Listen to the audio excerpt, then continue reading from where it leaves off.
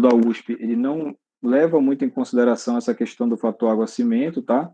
Ele é baseado praticamente todo o cálculo dele no teor de argamassa, e esse teor de argamassa ele vai estar sendo calculado aqui como representado pela letra alfa e vai estar sendo representado por essa fórmula aqui, olha, 1 mais A dividido por 1 mais M, tá?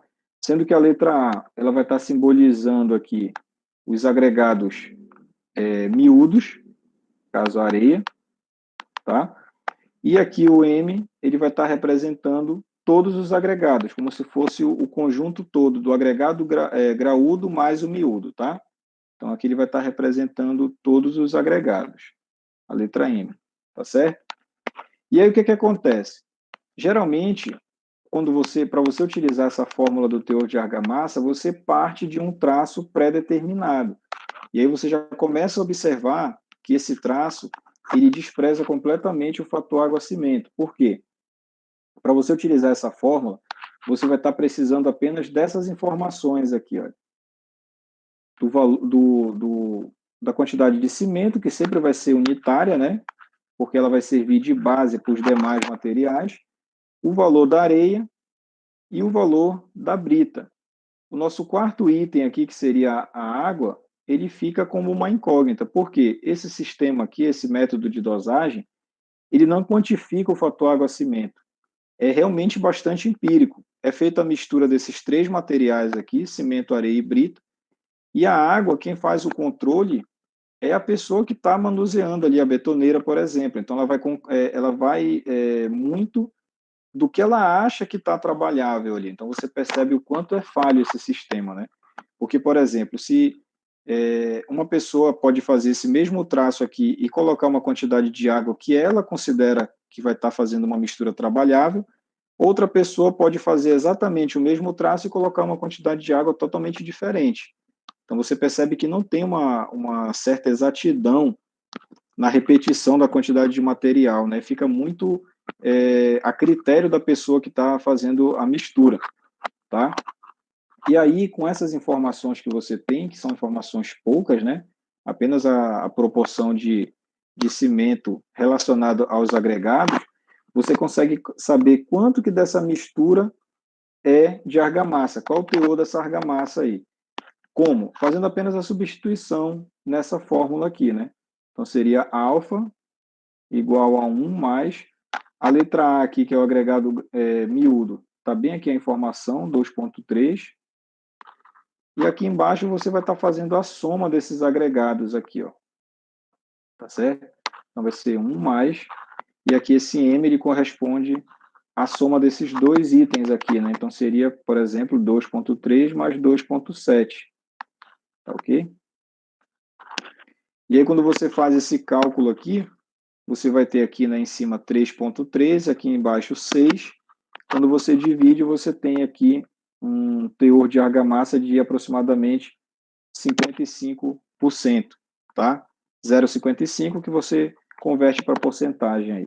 Então, 55% desse seu concreto ele seria composto por argamassa. Isso daí é apenas um dado para saber o quanto de argamassa tem no seu concreto. Qual a importância disso? Algumas pesquisas já mostraram aí que quando você tem um concreto que ele tem um valor menor de teor de argamassa, tá? Um valor de teor de argamassa inferior a 50%, vai acontecer uma determinada situação que é esse seu concreto, ele tem uma dificuldade em estar se distribuindo dentro de uma forma, de uma estrutura, por exemplo, né? Ele tem dificuldade, inclusive, em estar se distribuindo pelo meio da ferragem. Isso daí pode causar o aparecimento de brocas, né, vazios ao longo da sua estrutura, e aí toda a sua resistência à compressão ela fica comprometida, tá? Porque por conta dessa presença de vazios. Então, quando você tem um concreto com teor de argamassa, vou colocar bem aqui, teor de argamassa menor do que 50%, você corre esse risco aí de ter vazios. E aí vem aquela série de patologias que a gente já conhece, né? Os vazios, eles vão, além de reduzir a sua resistência à compressão, ele também vai estar contribuindo para que a sua ferragem, por exemplo, ela fique corroída e tenha vários outros problemas aí, tá bom? Em compensação, quando você tem um teor de argamassa aqui, olha, com valores superiores a 65%, você visualmente, né, e também questão tátil, né, você tem um concreto mais fácil de trabalhar, ele fica mais trabalhável num primeiro momento. Em compensação, esse alto índice de teor de argamassa aqui, ele vai te provocar o seguinte, vai te provocar futuramente uma facilidade que esse seu concreto vai ter para contrair fissuras, principalmente, tá? O seu concreto, depois de endurecido, depois que ele atinge a cura, ele fica propenso a ter isso daqui, ó, fissuras, tá certo? E aí, quando ele tem essas fissuras aqui, ele provoca aberturas, né, na sua estrutura e deixa toda a sua armadura suscetível a ter o ataque de corrosão, tá? Então, o ideal é que você tenha aqui um teor de argamassa que esteja entre esses valores. Como, por exemplo, esse que nós fizemos aqui, olha, ele estaria com um valor de teor de argamassa adequado, né? Porque ele está entre esses dois aqui. Então, a gente tem que observar muito essa questão, né? Por que que eu falo isso? Às vezes, o operário, querendo ter menos trabalho na questão do manuseio do concreto, ele às vezes exagera na quantidade de água, tornando aquele concreto que ele está trabalhando muito pastoso, né? Muito trabalhável ali, muito fácil dele estar manuseando. Mas quando ele faz isso, o teor de argamassa ele tem um acréscimo também e ele acaba provocando futuramente isso daqui, ó, tá bom? Aparecimento de fissuras. Então esse teor de argamassa ele tem essa finalidade aqui, ó, dar esse pequeno diagnóstico para a gente aqui e para ver como é que ele está sendo, como é que está sendo essa proporção, tá bom?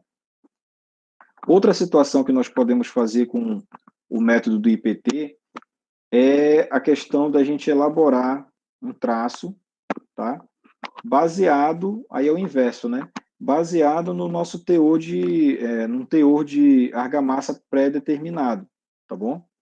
Então, na maioria, alguns casos, no projeto estrutural, vem essa informação para a gente, olha, teor de argamassa.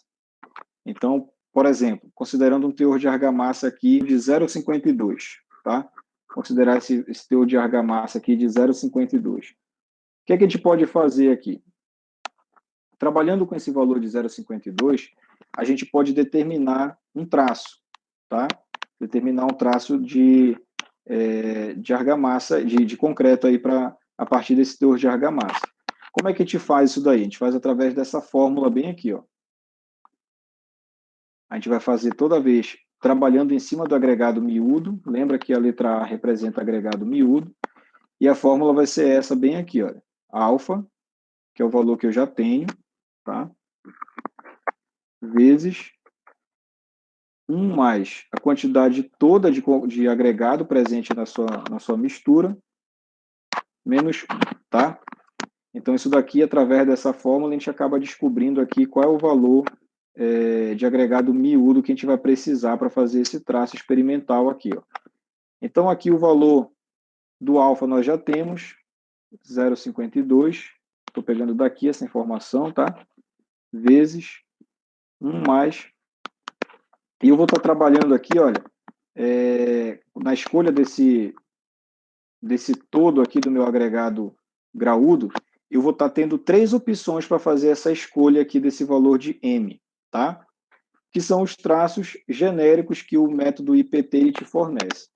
Então, nós temos o primeiro traço, que é o traço piloto. É o traço que menos pode comprometer ali a vida, né, de quem vai estar optando por esse método, né? É um traço bem genérico ali que não compromete quem está utilizando, logicamente, dependendo do tipo de situação que esteja fazendo, né? Esse traço piloto, ele trabalha com a proporção de uma porção de cimento para 5 de agregado. Perceba que esse 5 de agregado é a gente levando em consideração a mistura do agregado miúdo com o graúdo, tá bom? A segunda opção que nós temos aqui de traço genérico, a partir desse método da USP, é o traço rico. esse traço rico, ele vai ser uma proporção de 1 de cimento para 3,5 de agregado. Você percebe que quando tem uma diminuição aqui, a expectativa de você ter uma quantidade de cimento, né, mais abrangente dentro do seu traço é maior. Então, por isso que ele é chamado de rico, por conta dessa proporção aqui do cimento, tá? E o último traço, que é o traço pobre, ele tem uma proporção de cimento muito pequena, provocando que você tenha um concreto que tenha um pequeno teor de cimento, ou seja, um concreto que ele vai ser muito frágil, né? Geralmente é um concreto utilizado, por exemplo, para fazer lastro, aquela superfície de regularização de uma fundação, por exemplo. Ele não é um concreto estrutural, está longe disso. Ele é apenas um concreto que vai servir de nivelamento de alguma base, que vai servir de suporte para aí sim uma estrutura de concreto relativamente grande, tá? Então nós temos esses 3 traços aqui, ó. Então a gente pode fazer opção por qualquer um desses aqui. Para esse exemplo, eu vou pegar esse traço aqui, que é o que menos compromete o trabalho que você vai estar fazendo, né? Que é o traço piloto aí, é um traço intermediário ali. Então eu vou pegar esse valor 5, que é o valor total dos meus agregados, e vou estar substituindo bem aqui, ó. Beleza. E aí agora eu vou fazer esse cálculo aqui, tá? Deixa eu pegar minha calculadora aqui. E aí a gente vai estar fazendo esse 0,52 vezes essa soma aí de dentro do parênteses, né? 6 menos 1. Então, eu vou encontrar aqui, olha, a quantidade aqui proporcionalmente, né? A quantidade aqui de agregado miúdo da minha areia de aproximadamente 2,12, tá? 2,12 aqui, ó. Tá ok? Para que eu saiba a quantidade de agregado graúdo, eu vou estar subtraindo esse 2,12 desse valor 5, porque lembra que o 5 é a soma do agregado miúdo mais o graúdo, tá bom? Então, aqui, o agregado graúdo ele é representado pela letra P, tá? É representado pela letra P.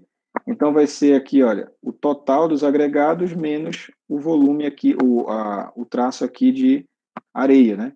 Então, essa minha quantidade de agregado graúdo vai ser aqui o 5 menos 2,12, tá? E aí eu vou ter aqui a quantidade do agregado graúdo de aproximadamente 2,88, tá certo? E aí, olha só, considerando aqui como traço, considerando um traço piloto, que aponta para mim 1 para 5, e considerando esse teor de argamassa aqui de 52%, eu teria aqui um traço genérico apontando para mim 1 de cimento para 2,12 de areia para 2,88 de brita, tá? Lembro aqui, olha, a questão da minha água, ela fica aqui em aberto, ela não é um valor pré-determinado, né? Há um certo desprezo com relação a esse valor da água. E a água ela vai ser conhecida, a quantidade de água, a partir da quantidade que você vai estar colocando no momento da sua mistura, tá? Então, você consegue obter futuramente, no momento da sua mistura, esse valor, consegue saber essa proporção, desde que quando você comece a acrescentar água, você vá marcando ali a quantidade de ml que você foi acrescentando aos poucos ali, né? Então, toda vez que você for acrescentando uma quantidade de água, você vai anotando, e aí você consegue fazer essa relação água-cimento futuramente aí, tá?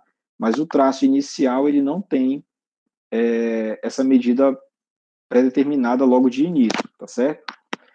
Eu poderia, por exemplo, escolher um outro traço que tivesse uma composição de cimento bem mais relativa, bem mais abrangente? Poderia. Eu poderia fazer esse mesmo procedimento aqui, substituindo aqui o meu 5 pelo 3,5. E aí eu teria aqui um traço rico, tá?